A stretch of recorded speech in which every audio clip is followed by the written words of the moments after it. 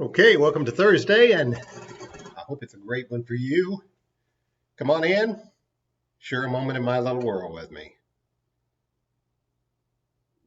So Jacob, he traveled quite a ways to a place he had never been before. And there he met a young woman. She was a relative, but she caught his eye. As he stayed a little while with his relatives and began to settle in with them, he was asked what he would want for his wages to work with the family there. What he wanted was to marry that beautiful young lady. Rachel was her name, and Jacob was crazy about her. He thought she was beautiful, and he would do just about anything for her to be his prize in marriage. Wow. You know how that feels, don't you? You know how it feels to be overwhelmed with that desire to be caught up in the idea of somebody else so special in that way.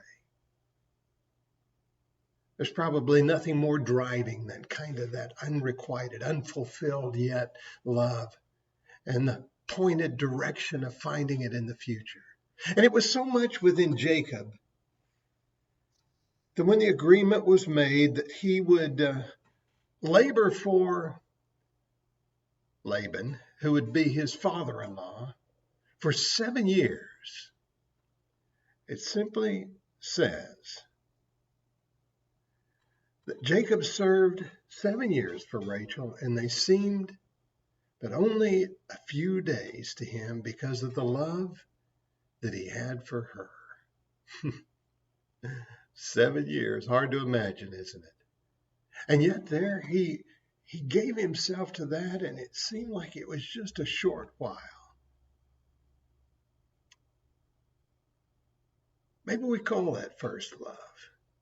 Maybe call it love at first sight. I don't know. But it is an overwhelming passion, and maybe you've known what it means in your life. Not always just for a person, although that's the most common, I guess. But when you can't think of other things, when that drives your heart and your mind, when it's the center of what you say and what you do, when it's the focus of your future, that's what we call love. In the Revelation, John records the message to the church in Ephesus. And there in chapter 2 and verse 4, it reminds us the criticism that was had for the church in Ephesus was, "You've left your first love. This I have against you, that you've left your first love." I don't know that they had wandered away from God. There are other good things that are stated about them. But they had lost that passion, that drive, that center focus there. And they needed that.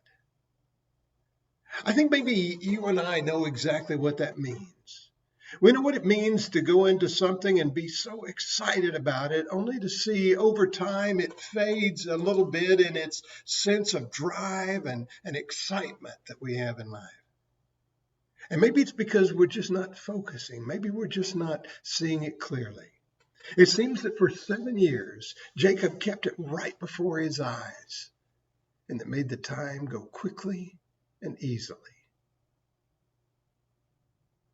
I guess the challenge I'd put before you in the thought today is to regain our focus in life. Don't let the present disruptions cause you to lose the center of life. Don't let the present things scare you away from what is to be the greatest achievement. Don't let it take away the great love.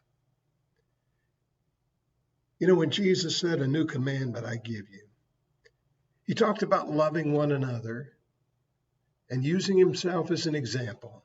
And the prime focus of that love as directed towards one another draws from our love of God.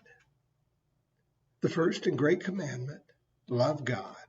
Don't let anything dissuade you. Don't let anything diminish it. Don't let anything take away from that love that you have for God. Keep the focus there. And then loving your neighbor, loving one another, becomes just the natural order of things. And no longer is it a great effort, but even 7 years can seem but a few days. Find that focus again. If it's lost, if it's not, just stoke the flames a little bit higher and keep your focus on the greatest love of all. Today's a great Thursday, and I hope it's a day that means a lot to you. I hope it's a day in which you find some really good things. Let your life be focused on God and holding on to that first love.